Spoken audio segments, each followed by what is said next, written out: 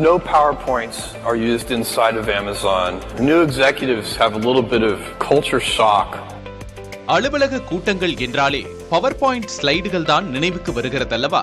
ஆனால் அமேசானில் பவர் பாயிண்ட்டுக்கு இடமில்லை. அதற்கு பதிலாக 6 பக்க ஆவணம் அனைவருக்கும் அளிக்கப்படும். கூட்டம் தொடங்கியதும் பங்கேற்பாளர்கள் 30 நிமிடங்கள் மௌனமாக அந்த ஆவணத்தை படித்து அதன் ஓரத்தில் குறிப்பெடுத்துக் கொள்வார்கள். அதன் பிறகுதான் விவாதம் தொடங்கும். 2004ஆம் ஆண்டிலேயே பவர் பாயிண்ட் விளக்க காட்சிகளை தடை செய்த பெசாஸ் நன்கு கட்டமைக்கப்பட்ட கதை வடிவ எழுத்துக்களை ஊக்குவித்தார். இதற்கான காரணங்கள் தெளிவானவை. பவர் பாயிண்ட் ஊழியர்களை கூட்டத்திற்கு தயார்படுத்தவில்லை, வெறும் கவர்ச்சிக்கு மட்டுமே அதிக முக்கியத்துவம் கொடுத்தது. மேலும் மேலோட்டமான சிந்தனைகளை பவர் பாயிண்ட் ஸ்லைடுகளுக்கு பின்னால் மறைக்க முடிந்தது.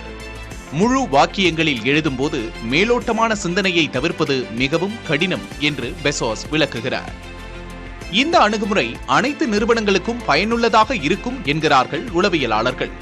புல்லட் பாயிண்டுகளுடன் கூடிய ஸ்லைடுகள் ஆழமான சிந்தனையை தூண்டுவதில்லை என்று கூறும் உளவியலாளர்கள், பெசாஸின் அணுகுமுறை அனைவரையும் நிதானமாக்கி கவனம் செலுத்த வைத்து சரியான தகவல்களுடன் விவாதத்தில் பங்கேற்க வைப்பதன் மூலம் குழு விவாதங்களின் தரத்தை மேம்படுத்துவதாக கூறுகின்றனர்.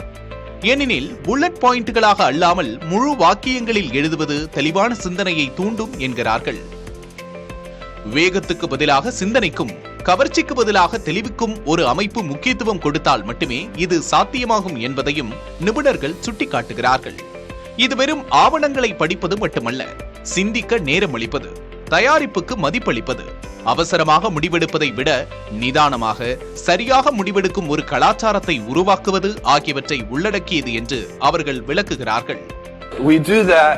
Everybody sits around the table and we read silently for usually about half an hour, however long it takes us to read the document. And then we discuss it.